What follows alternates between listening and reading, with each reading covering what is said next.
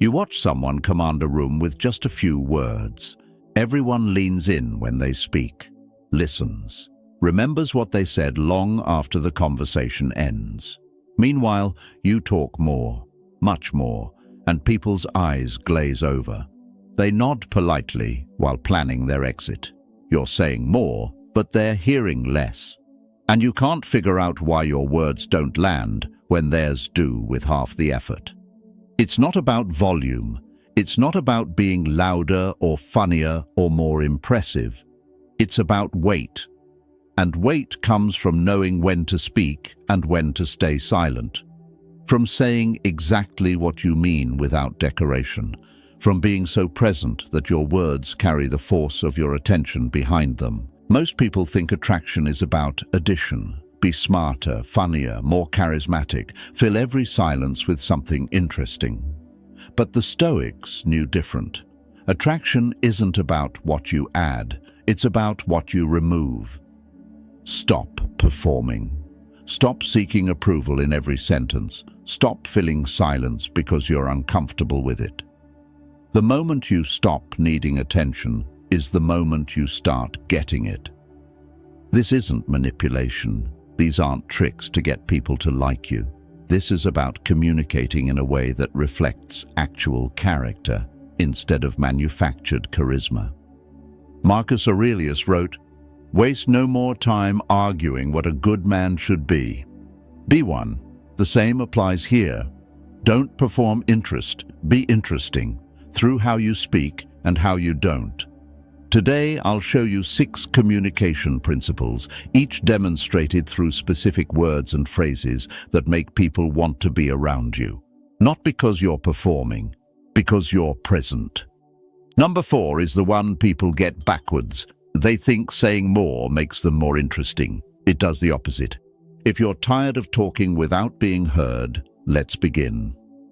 Phrase number 1. Tell me more about that. 4 simple words, but watch what they do.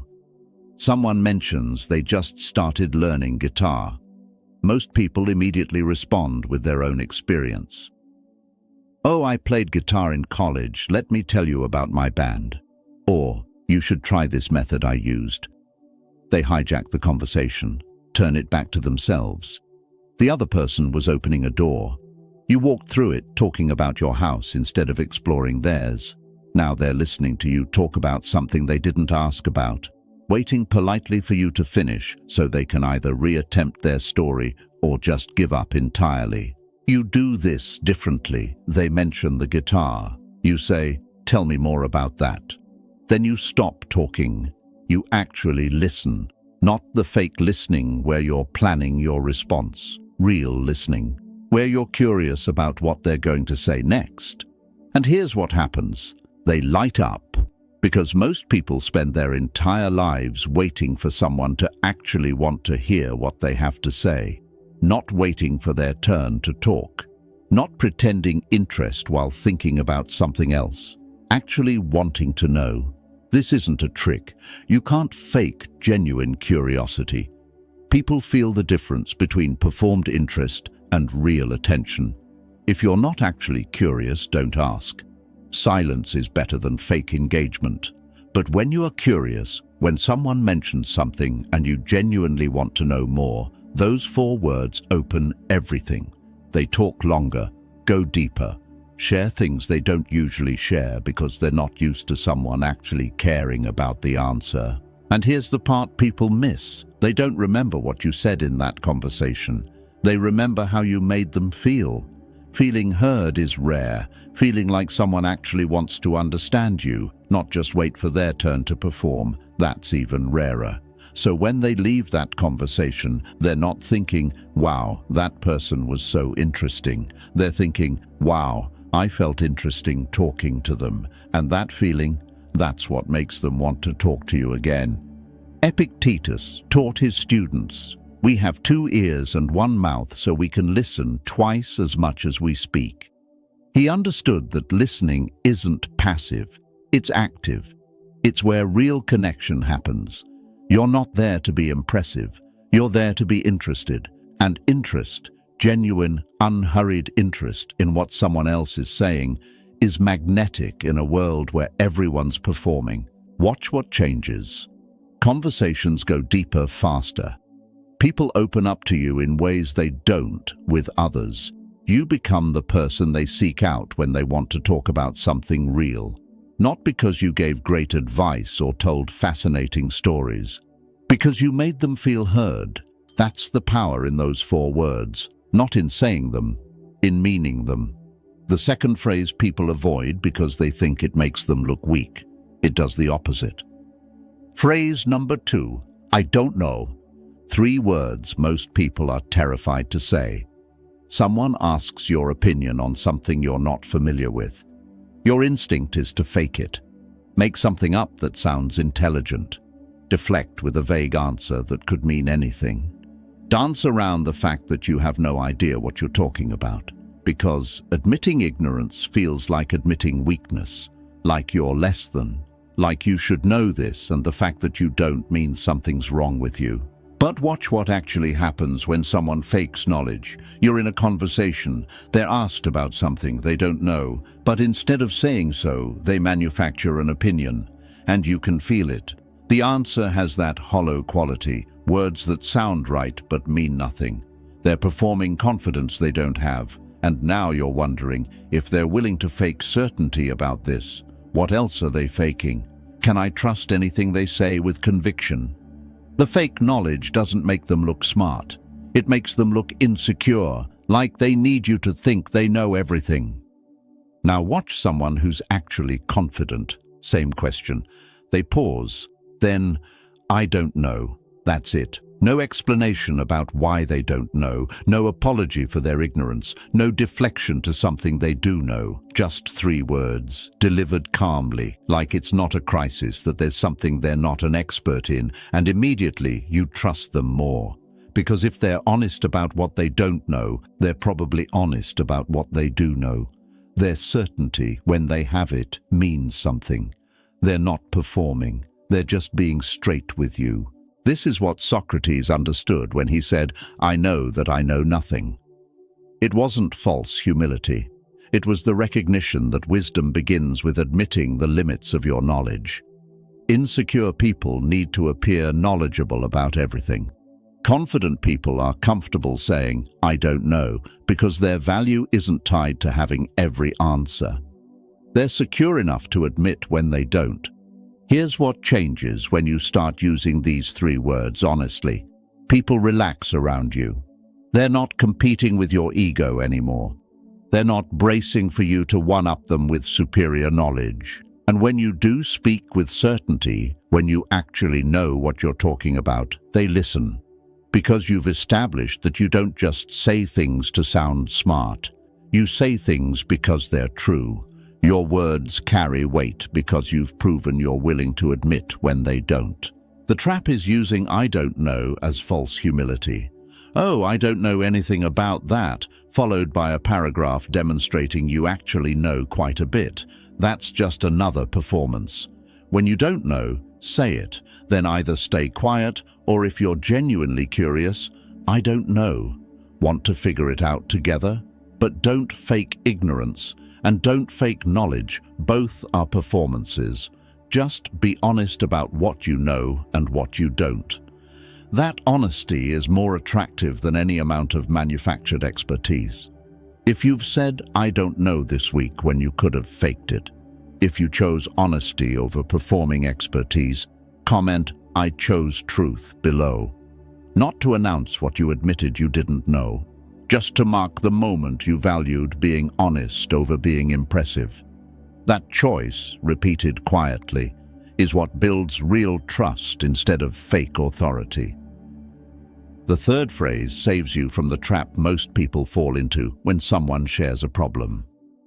Phrase number 3. That sounds difficult. Someone shares a problem with you. Work's been overwhelming. Their relationship is struggling. They're exhausted trying to keep everything together.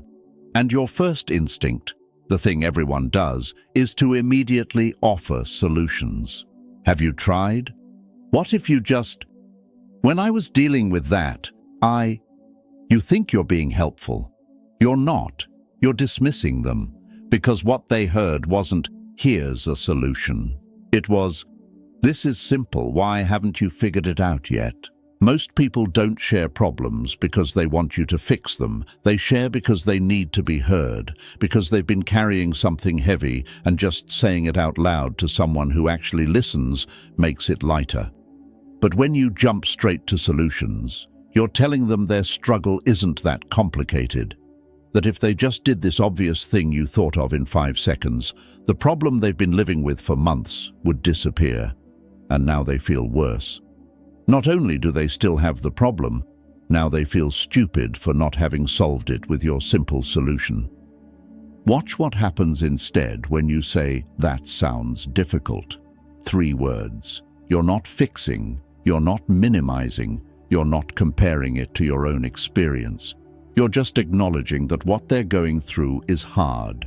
And that acknowledgement, that simple recognition that their struggle is real, gives them something they're not getting anywhere else. Permission to feel how they feel without having to defend it or solve it immediately. They keep talking because you didn't shut them down with advice. You made space for them to process out loud.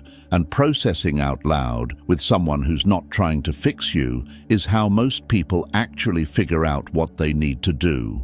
Not from your solution, from hearing themselves think while you listen without judgment. That's the gift, not your wisdom, your patience. Marcus Aurelius wrote, "Be tolerant with others and strict with yourself." Most people do the opposite. They're strict with others. Just do this, it's not that hard, and tolerant with themselves when they struggle. But real strength is being patient with other people's difficulties while holding yourself to high standards. When someone shares a problem, they're not looking for you to be strict with them. They need tolerance. Understanding that what's hard for them is hard, even if it wouldn't be hard for you. Here's what changes. People start bringing you real problems, not surface complaints, deep stuff, because you've proven you won't immediately try to fix them or minimize what they're feeling. You'll just listen. Validate, make space. And that space, that rare space where someone can be struggling without being judged or fixed, is where real connection lives. You become someone safe, someone trusted. Not because you have all the answers, because you don't pretend to. If they want advice, they'll ask, "What would you do?" Then you can offer something. But even then, offer it as your experience, not as the solution. When I dealt with something similar, this helped me. Might not work for you, but it's there if you want it. You're not the expert on their life. You're a witness to their struggle, and sometimes being witnessed is all someone needs. Number 4 is the hardest discipline. Most people never master it, but it's what makes everything you say actually matter. Phrase number 4, silence. Most people are terrified of it. A pause in conversation and they panic. Fill it with words, any words. Observations about nothing, stories no one asked for, commentary that adds nothing. Because silence feels like failure, like the conversation is dying and it's your job to resuscitate it with more talking. So you talk, and the more you talk, the less anyone listens. Because words without weight are just noise. And you've trained everyone around you that your words are noise, constant, low level, easy to ignore. Now watch someone comfortable with silence. They're in a group. Everyone's talking, they're quiet. Not because they have nothing to say, because nothing worth saying has appeared yet. Someone asks them a question. They don't answer immediately. They pause, 2, 3 seconds. Actually think about what they're going to say. Then they speak. One clear point, done, and everyone's listening. Because the silence before they spoke made the room lean in. The pause signaled, what's coming next matters. And when they finish, they don't fill the space after. They let the statement land, let other people respond, or let silence sit there if that's what's needed. Here's what that silence does. It creates weight. When you speak rarely, your words carry force. When you're comfortable with quiet, people become uncomfortable with it around you. They fill it, and in filling it, they reveal themselves. You learn more about someone in what they say to fill an awkward silence than in an hour of normal conversation. They show you who they are when they're uncomfortable, their patterns, their insecurities, what they're actually thinking versus what they perform when they're comfortable. But it only works if your silence is comfortable. If you're sitting there anxious, desperate for someone to talk so the awkwardness ends, they feel that. Your discomfort makes them uncomfortable. But if you're genuinely at peace with quiet, if you don't need constant verbal stimulation to feel okay, that calm is contagious. They relax, and relaxed people are honest. Performed people are careful. You want honest. Seneca wrote, "Silence is a lesson learned from the many sufferings of life." He knew that people who talk constantly are often running from something, their own thoughts, the weight of what they've experienced, the discomfort of just being with themselves. But people who've sat with real suffering learn that silence isn't empty, it's full of presence, of attention, of the ability to just be without needing to prove you're interesting every 30 seconds. When you master this, when you're genuinely comfortable not speaking unless you have something worth saying, watch what happens. In groups, people start looking at you when they want a real opinion, because you don't waste words on safe takes and obvious observations. When you speak, it's because you actually have something to contribute. One-on-one conversations go deeper, because you're not filling every pause with surface talk. You're letting the silence do the work. And silence is where people go deep. They say things in the quiet they'd never say in constant chatter. This isn't about being cold or withholding. It's about being present enough that you don't need words to fill space. Your presence is enough. And that presence, that rare comfort with just being, is magnetic. If you just realized you've been filling silence because you're uncomfortable with it, if number 4 hit differently, subscribe so you remember this when you're about to talk just to fill space. Like this, so someone else learns that saying less makes their words matter more. The 5th phrase recognizes something people are desperate for but rarely receive. Phrase number 5, I appreciate you, not thank you, not thanks for your help, not I appreciate what you did. Those are transactional. They acknowledge actions, services rendered, tasks completed. Someone helped you move, you say thanks. Someone covered your shift, you say you appreciate it. The action, the thing they did for you, but I appreciate you. Those 3 words do something different. They acknowledge the person, not what they did, who they are. Watch the difference. Your friend shows up when things are hard, again, like they always do. You could say, thanks for being there. That's fine, polite, correct. But it's about the action, being there. Now say, I appreciate you. You're not thanking them for showing up this time. You're recognizing that they're the kind of person who shows up. Always. That's character. And you're acknowledging you see it. You see them, not just what they do for you. Who they are when nobody's asking them to be anything. People are desperate for this recognition. The world treats them as functions. At work, they're what they produce. At home, they're what they provide. They're constantly being measured by output, by what they do. And somewhere deep, they're starving for someone to see past the doing and recognize the being. To say, I see who you are, not just what you've done, and who you are matters to me. This phrase doesn't work if you scatter it everywhere. I appreciate you for passing the salt. No, it loses all weight. Reserve it for real moments. When someone shows you consistency. When you notice their character, not just their actions. Your colleague stays late to help you meet a deadline. Don't just say, thanks for staying. Say, I appreciate you. You always show up when it counts. Now you're not acknowledging the late night. You're acknowledging their reliability, the pattern, the person. Marcus Aurelius started each day thinking about the people around him, not what they did for him, who they were. He wrote, "When you arise in the morning, think of what a precious privilege it is to be alive, to breathe, to think, to enjoy, to love." He knew that recognizing someone's existence, their character, their value as a human beyond their utility, that's rare, and rare things are valuable. When you're the person who sees people, not just their actions, you become rare too, and people want to be around rare. Here's what changes when you start saying this, really meaning it. People become loyal, not because you're useful to them, because you make them feel seen. In a world that reduces everyone to what they produce or provide, you're the person who sees them as complete humans, flawed, consistent, worthy of recognition just for who they are. That's magnetic, not in a manipulative way, in a human way. We all want to be seen. Most of us never are. When someone actually sees us, not what we do, but who we are, we don't forget that person. Use it sparingly, mean it completely. And watch what happens when people realize you're not just thanking them for their labor. You're recognizing their character.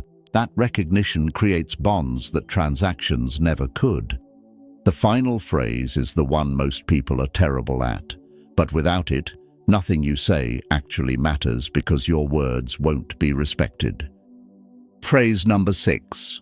No. One word, the hardest one to say.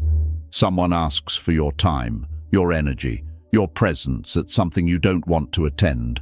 And your instinct is to say yes, or to say maybe, or to invent an excuse that sounds legitimate enough that they can't argue. Anything except the simple truth, no, because no feels harsh, feels like rejection, feels like you're being difficult or unreasonable or not a team player. So you say yes to things you don't want to do, with people you don't want to see, at times that don't work for you. And every time you say yes when you mean no, you teach people your time has no value, that you're available to everyone for everything, that your boundaries don't exist. Watch what happens to people who can't say no. They're exhausted, resentful, overcommitted to things they don't care about while having no energy left for what matters.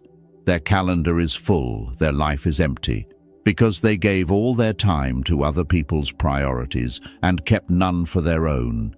And people don't respect them more for their availability, they respect them less. Because someone who says yes to everything is saying their own time isn't valuable enough to protect. And if you don't value it, why would anyone else? Now watch someone who can say no. Someone asks them to do something. They pause. Actually consider if they want to do it. If they don't, no, I can't. That's it. No lengthy apology. No invented excuse about being busy. No maybe next time that leaves the door open for future pressure. Just no. Simple, clear, final. And the person asking might be surprised, might even be annoyed. But they respect it. Because this person just demonstrated something rare. They know what their time is worth, and they protect it. Your yes only matters when your no is real. If you say yes to everything, your yes means nothing. It's not a choice, it's just your default setting.